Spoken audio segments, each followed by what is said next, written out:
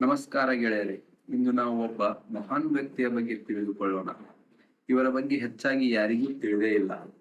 ಸ್ವತಂತ್ರ ಹೋರಾಟ ಎಂದು ಬಂದರೆ ಒಬ್ಬ ಚಿಕ್ಕ ಹುಡುಗನಿಂದ ಹಿಡಿದು ದೊಡ್ಡವರವರೆಗೂ ನೆನಪಾಗುವುದು ಒಂದೇ ಹೆಸರು, ಗಾಂಧೀಜಿ. ಆದರೆ ನಾವು ತಿಳಿದುಕೊಳ್ಳಬೇಕಾದ ಬಹಳ ಮಹಾ ವ್ಯಕ್ತಿಗಳು ಇದ್ದಾರೆ.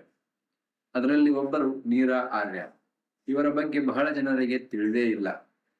ಪ್ರತಿಯೊಬ್ಬ ಭಾರತೀಯನು ಇವರ ಬಗ್ಗೆ ತಿಳಿದುಕೊಳ್ಳಲೇಬೇಕು.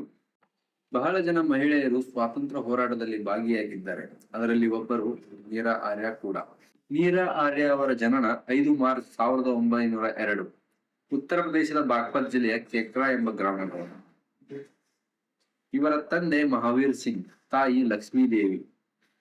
ನೀರಾ ಆರ್ಯವರು 8ನೇ ವಯಸ್ಸಿನಲ್ಲಿಯೇ ಇರುವಾಗ ಅವರ ತಾಯಿ ತೀರಿ ಹೋದರು. ಇವರ ಗಂಡ ಒಬ್ಬ ಬ್ರಿಟಿಷ್ ಗುಪ್ತಚರ ಇಲಾಖೆಯ ಅಧಿಕಾರಿ, ಶ್ರೀಕಾಂತ್ ಜಯರಂಜನ್ ದಾಸ್. ನಂತರ ಇವರು ಡಾಕ್ಟರ್ ಲಕ್ಷ್ಮೀ ಸೆಹಗಲ್ ಅವರ ಅಡಿಯಲ್ಲಿ ಮಿಲಿಟರಿ ತರಬೇತಿಯನ್ನು ಪಡೆದುಕೊಂಡು ಭಾರತೀಯ ರಾಷ್ಟ್ರೀಯ ಸೇನೆಯ ಗುಪ್ತಚರ ಇಲಾಖೆಯಲ್ಲಿ ಸೇರಿಕೊಂಡರು. ಹೀಗೆ ಇವರು ಭಾರತೀಯ ರಾಷ್ಟ್ರೀಯ ಸೇನೆಯ ಮೊದಲ ಗೂಢಚಾರಿಯಾದರು.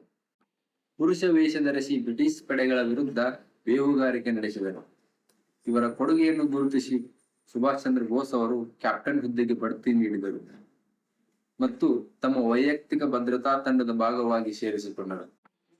ಬ್ರಿಟಿಷರ ಬಹುಮಾನದ ಆಸೆಗಾಗಿ ಸುಭಾಷ್ ಚಂದ್ರ ಬೋಸ್ ಅವರನ್ನು ಕೊಲ್ಲಲು ಬಂದ ತನ್ನ ಗಂಡನನ್ನೇ ಇವರು ಹತ್ಯೆ ಮಾಡಿದವರು. ಇದನ್ನು ಕಂಡ ಸುಭಾಷ್ ಚಂದ್ರ ಬೋಸ್ ಅವರು ಅವಳಿಗೆ ನೀರಾ ರಾಗಿಣಿ ಎಂಬ ಹೆಸರು ನೀಡಿದರು. 1945ರಲ್ಲಿ ಆಯನೆಯ ಸೋಲಿನ ನಂತರ ಬ್ರಿಟಿಷ್ ಅಧಿಕಾರಿಯಾಗಿದ್ದ ಅವಳ ಪತಿಯನ್ನು ಹತ್ಯೆ ಮಾಡಿದ ಕಾರಣಕ್ಕಾಗಿ ಬ್ರಿಟಿಷರು ಅವಳಿಗೆ ಜೀವಾವಧಿ ಶಿಕ್ಷೆಯನ್ನು ವಿಧಿಸಿದರು. ನೀರಾ ಅವರನ್ನು ಅಂಡಮಾನ್ನ ಸೆಲ್ಯುಲಾರ್ ಜೈಲಿಗೆ ಹಾಕಿದರು. ಅಂಡಮಾನ್ ದ್ವೀಪದ ಬುಡಕಟ್ಟು ಜನಾಂಗದವರ ಸಹಾಯದಿಂದ ನೀರಾ ಆರ್ಯ ಅವರು ಜೈಲಿನಿಂದ ತಪ್ಪಿಸಿಕೊಂಡರು. ಹೀಗೆ ಅವರ ಚರಿತ್ರೆ ಬಹಳ ದೊಡ್ಡದು. ಸ್ವಾತಂತ್ರ್ಯದ ನಂತರ ಅವರು ನಿಜಾಮನ ಆಳ್ವಿಕೆಯ ವಿರುದ್ಧ ಹೈದರಾಬಾದ್ ಚಳುವಳಿಯಲ್ಲಿ ಭಾಗಿಯಾಗಿದ್ದರು. ಸರ್ಕಾರದ ಯಾವುದೇ ಪಿಂಚಣಿ ಮತ್ತು ಸಹಾಯಧನವನ್ನು ನಿರಾಕರಿಸಿದರು.